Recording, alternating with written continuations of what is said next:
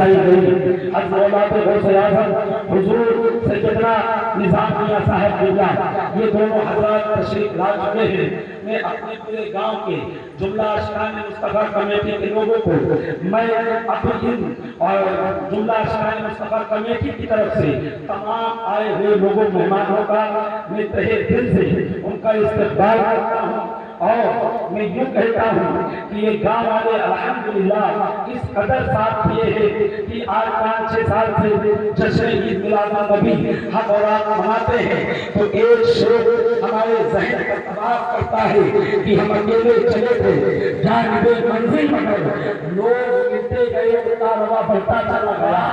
لوگ ملتے گئے کارواں بڑھتا چلا گیا۔ حضرات آج جشن عید میلاد النبی ہے، جب امام سے پوچھا گیا تھا کب تک نبی کا میلاد مناؤ گے، کب تک نبی کا تذکرہ کرو گے، کب تک نبی کو بلواؤ گے، کب تک نبی کی میلاد مناؤ گے، تو میرے امام نے بڑے کے زمین سے ایک اعلان کیا تھا حشر تک ڈالیں گے ہم پیدا عیسے مولا کی دھو اتنے فارس نجم کے ہم کنہیں گراتے جائیں گے تو خاک ہو جائے عدو چل کر مگر ہم کو رضا تم میں جب تک دم ہے ذکر ان کا سنانے جا رہے ہیں، کن کا ذکر سنانا ہے، کن کا ذکر سننا ہے، کن کی محفل ہے۔ سنو اعلیٰ حضرت فرماتے ہیں وہ نبی ایسے نبی ہے کہ اگر وہ آئے تو ان کے آنے پر اگر یہ برمن تفسیر لکھے تو راتوں 3 دن کر جائے، اگر وہ چاہے یہ برمن تفسیر لکھے تو ان کے جانے پر راتوں 3 دن پڑ جائے۔ وہ نبی تشریف لے کر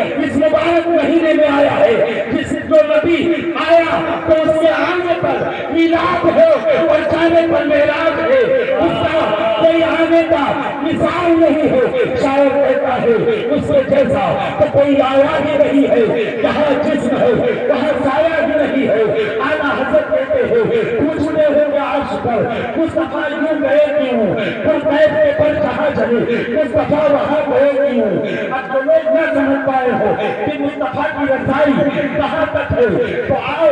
اعلیٰ حضرت کہے آسان سے شعر کہوں اور مجھ سے اندازہ لگاؤ کہ نبی کی ذات کیا ہے۔ اعلیٰ حضرت فرماتے ہیں کثر و بنا تک کس کی رسائی جاتے یہ ہے آتے یہ ہے، اور اعلیٰ حضرت کہتے ہیں ہم بات کس کر رہے ہیں، ہم بات کس کر رہے ہیں۔ سنو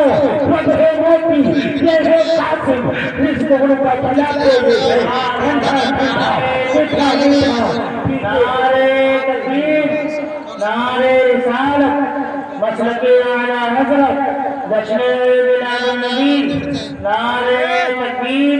نعرے رسالت سبحان اللہ۔ ٹھنڈا ٹھنڈا میٹھا میٹھا پیتے ہمیں پلاتے ہیں، کس نبی کے آنے کا تذکرہ ہو رہا ہو۔ آج ایک قوم چلتی ہے اپنی دنیا دستا بتاتے ہوئے ہر گاؤں میں تبلیغ کا کام کر رہی ہے، اپنا دین و دھرم یہ بتا رہا ہے کہ جو نبی ہے ان کو کوئی ان میں خیر نہیں ہے، نبی ہمارے بڑے بھائی ہے، نبی کو کوئی پیچھے کی خبر نہیں ہے۔ وہ نبی جس کو اپنا بھائی بناتے ہیں